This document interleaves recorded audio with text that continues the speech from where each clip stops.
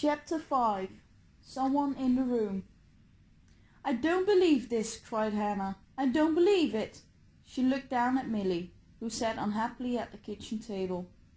"I told you to forget about it. And what do? You go digging around until you find this Isadora Richmond." She threw the sheet of newspaper on the table. "And what's going to happen now? Well, now you're going to ruin everybody's weekend, aren't you? And ruin any chance I had to get another job from these people. Well done." "Mom, the Harfords think the painting isn't worth anything." "But it is. I'm not sorry I found out about it. I could change their lives. Besides, we can't just let the thief escape. I'm sorry about the catering job, but we have to tell the Harfords." "Tell the Harfords what?" Ed and Lizzie stood at the door. Millie slowly stood up and showed them the story in the newspaper. "I think someone's taken the painting because they know it could be worth a lot of money." Ed and Lizzie read the story, and then Ed sat down, the newspaper still in his hand. £198,000, he said in wonder. "I don't believe it." "Well, that is a surprise," said Lizzie. Ed turned to Millie. "And you say the painting was there yesterday evening, but it was gone this morning?" "That's right." Millie looked at Hannah, then back at the Harfords. "What are you going to do?" "Oh dear," said Lizzie. "We can't ruin Mr. Bennet's birthday party. They all seem to be very nice people. I'm sure none of them has taken the painting." "The actors seem really nice too," said Millie gently. "Yes," said Ed, and he put his head in his hands. Lizzie put a hand on his back. "Don't you worry about it, Ed. We'll get the police to come and they can investigate it." Ed smiled up at her. "Now that would really ruin the weekend, no?" He looked up at Hannah. "What are the guests doing this afternoon?" "The actors have brought them together in the sitting room. The detective is questioning them about the murder again. I have to serve tea at 4 o'clock." Ed looked at his watch. "That gives us nearly an hour. Are you sure they're all in there?" he asked Hannah. "Yes, I think so.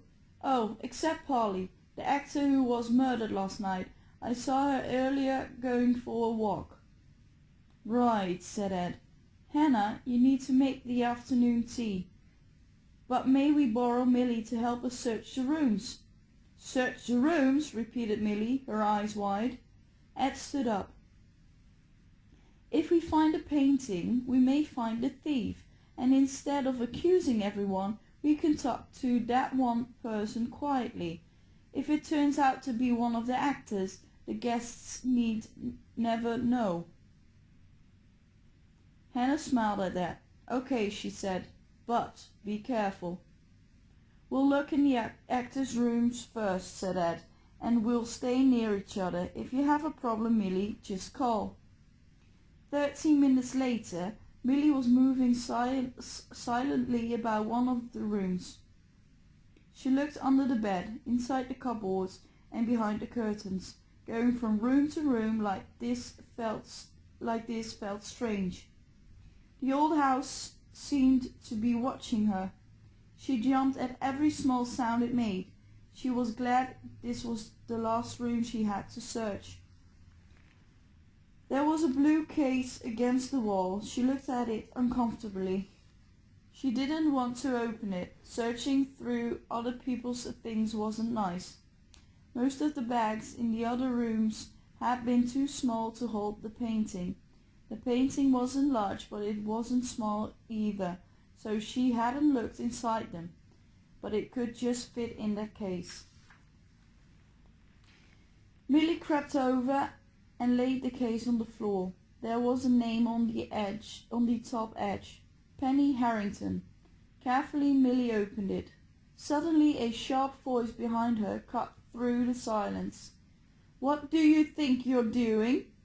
"The girl had her hands in my case," cried Penny. "And now you tell us that you've been in everybody's room?" The guests on one side of the sitting room stared at Ed, Lizzie and Millie on the other side. The actors stood together near the fireplace. "Oh dear," said Lizzie. Ed sat down. "We hoped we wouldn't have to tell you all." "Tell us what?" said Adrian. Ed didn't look well. Lizzie went to his side. "About the painting that disappeared from the dining room," answered Millie. "It wasn't a clue in the murder weekend, but someone has taken it for another reason. We found out that the artist who painted it is Isadora Richmond." "Who?" said Penny. "He's an artist who died earlier this year, and since his death his work has become rather valuable. One of his paintings sold a few months ago for £198,000. There was complete silence for a moment. Then Brett said, "And I thought this place was full of dust and rubbish." The other guests laughed. "Wait a minute," said Adrian. "Are you saying that you think that one of us stole the painting?" Everyone looked at Millie and the Harfords. "Well," began Millie, but then she couldn't find the words. "Have you been searching for the painting in our rooms?" demanded Penny. "Yes," said Ed quietly. "I don't believe it." She pointed at the other guests. "You think one of us took the painting? How ridiculous!" She laughed and turned towards the actors. "Did you search their rooms too?" "Careful, Pen," said Adrian. "Oh dear," said Bernie. "Look," said Ed. "We didn't want to cause any trouble. I know we shouldn't have been in the rooms, but we thought that if we could find the painting, we could keep the whole thing quiet and it wouldn't ruin the weekend for everyone." Penny glared. "Well, that didn't happen, did it?" "So you searched all the rooms?" asked Adrian quietly. "Yes," answered Ed. "And did you find the painting?" "No." "Ha!" said Penny. "There you are. None of us took it. I told you this was ridiculous." "I don't think that's the point, Pen," said Susan softly. Ed moved uncomfortably in his chair. "Did anyone see anyone else in or around the house yesterday evening or this morning?" Everyone looked at one another. No one." "I see," said Ed, and the room went quiet. "What are you saying?" asked Penny. Millie said, "I saw the painting on the wall at about 6 o'clock yesterday evening, and I noticed it had gone at about 7:30 this morning. Someone must have taken it between those hours." "But anyone could have come into the house after dark," said Brett. "No," said Adrian. "I'm afraid they couldn't, unless they broke in. Ed gave me the keys yesterday and I locked the doors after dinner. Is there any sign of anyone trying to break in?" "No," said Ed. "So," said Penny, and slowly sank down onto the chair behind her. "So it must have been taken by someone who is in this room." At that moment Hannah appeared at the glass doors. "Are you ready for afternoon?" she began, but stopped when she saw Millie and the Harfords there. Rob dropped his detective's hat onto the back of a chair, sat down and crossed his legs. "Well, it wasn't me," he said happily. "I didn't arrive here until nearly 10 o'clock this morning." "Good for you," said Brett rather nastily. "But wait a minute, someone's not here. Where's the girl who was murdered last night?" "Her name's Polly," said Caroline with a tight smile. "She's in the kitchen," said Hannah. "I'll get her." Penny said, "Well, it wasn't me. I've never heard of this Isadora person. It wasn't any of us." She looked at her friends. "That's right," added Damien. "I mean, to be honest, none of us needs the money. I mean, I know £198,000 sounds like a lot of money, but—" Caroline finished his sentence. "But if you're wealthy," she said slowly and carefully, "it is a very small amount. For the rest of us, it's a rather large mountain of money." "Thank you for pointing that out." The smile never left her face. Hannah came back in with Polly. "Hey, Polly," said Rod brightly. "Come and sit over here with the rest of the thieves." "I didn't say," started Damien, but Rod stopped him. "You know, someone else isn't here." He turned to the other actors. "Didn't you say one of the guests left last night?" Penny was immediately angry. "Are you accusing Clive? Clive doesn't need to steal a painting. Anyway, we were all in the dining room. We saw him drive away and the painting was still on the wall." She looked up at her friends. "Wasn't it?" "I can't remember the painting at all," said Adrian. "Wait a minute," said Susan, and picked up a camera from the low table in front of her.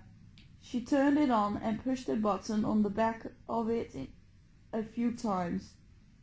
"Clive took some photographs of us near the fireplace last night, remember? Yes, look." She brought the camera over to Millie and showed her a photograph. "Is that the painting?"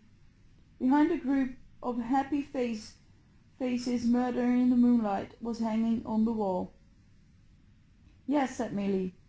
"There you are," said Penny happily. "The painting was still there when Clive left." She looked at Rod. "So," said Rod with his cheeky grin, "it wasn't me and it wasn't Clive." He put his hands behind his head and rested back against the chair. "Now what do we do?" Ed slowly stood up. "I'm afraid I'm going to have to call the police." "Oh dear," said Bernie. Ed and Lizzie went to the phone in the hall. Everyone looked at each other in uncomfortable silence. "This is ridiculous," said Penny. She stood up and then sat down again. Caroline sat down and said, "Anyone else hungry?" "Yes," said Adrian to Hannah. "Perhaps you'd better serve the afternoon tea." Hannah grabbed Millie's arm and was leading her out of the room when Ed and Lizzie returned. "They've closed the road again," Ed told everyone. "The police can't come until it's open in the morning. They've asked us not to leave. They asked that no one leaves the house before then."